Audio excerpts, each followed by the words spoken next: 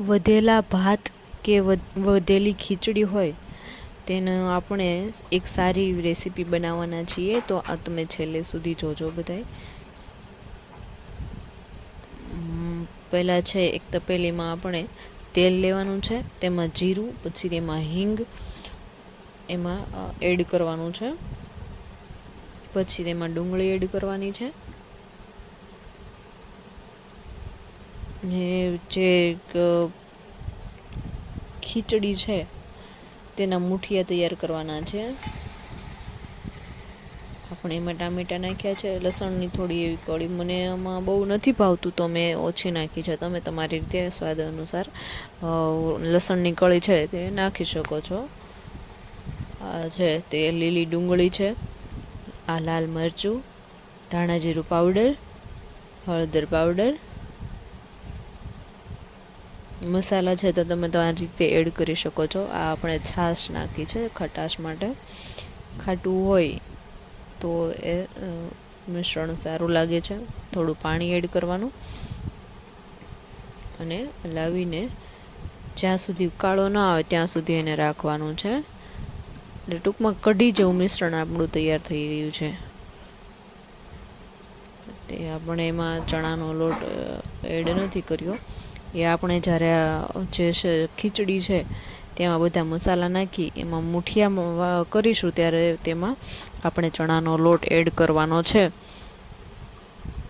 એટલે આમાં એડ નથી કર્યો. અને એક ઉકાળો આવે ત્યાં સુધી એને રાખવાનું છે. આ વધેલી ખીચડી છે એમાં પણ થોડા મસાલા એડ કરી દઈશું આપણે. એમાં હળદર, મરચું, કાશ્મીરી લાલ મરચું છે, ધાણા જીરું છે, કસૂરી મેથી છે તેનાથી સ્વાદ સારો આવે છે, અને મીઠું એડ કરી આપ્યું છે આપણે. અને આ ગરમ મસાલો એડ કર્યો છે. થોડો ચણાનો લોટ છે. ચણાના લોટથી છે તે મુઠિયા વિખાતા નથી, એટલે ચણાનો લોટ છે તે થોડોક વધારે નાખવામાં આવે છે. વધેલી ખીચડી હોય તેને આવી રીતે મુઠિયા વાળી દઈએ અને કઢી જેવું મિશ્રણ કરી અને એમાં નાખી દઈએ તો પણ સ્વાદિષ્ટ તે લાગતું હોય છે આપણને. જે ખાટું ખાવાના શોખીન હોય એ લોકો આ સારી રીતે બનાવી અને ખાઈ શકે છે. ખીચડી છે તે ફેંકી દઈએ એના કરતાં તેનો ઉપયોગ સારી રીતે થઈ જાય છે. હવે આ જે આપણે મિશ્રણ તૈયાર કર્યું છે તેને તપેલીમાં એક ઉકાળો આવી ગયો છે. મેં મીઠો લીમડો છે તેના પાન એડ કર્યા છે. ઉકાળો એક આવી ગયો છે તો આપણે તેમાં છે તે આપણે હાથમાં તેલ લગાવી અને એક મુઠિયા જેવું વાળી લેવાનું છે, એવો શેપ આપી દેવાનો છે, અને છે તે તપેલીમાં એડ કરી દેવાનું છે.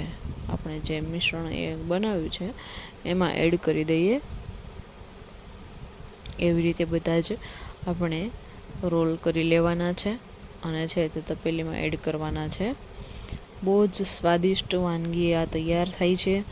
તમે ક્યારેક બનાવજો. ખીચડી ફેંકી દેવા કરતાં આવું બનાવીને તમે ક્યારેક ખાજો. તમે વારંવાર બનાવશો. આવું બનાવશો પછી તમે વારંવાર બનાવશો. ક્યારેય ખીચડી કે ચોખા છે તે ફેંકશો નહીં.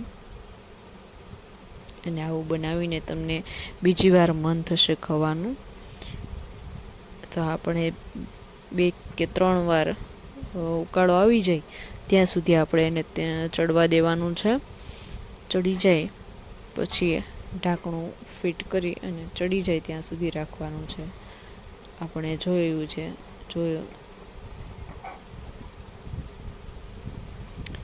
ઢાંકણું છે ઉચકાવ્યું તો આવી રીતના તૈયાર થઈ ગયું છે. તમે પણ ક્યારેક ઘરે બનાવજો અને ખીચડી છે તે નાખી ના દેતા એનું આવી રીતે બનાવીને તૈયાર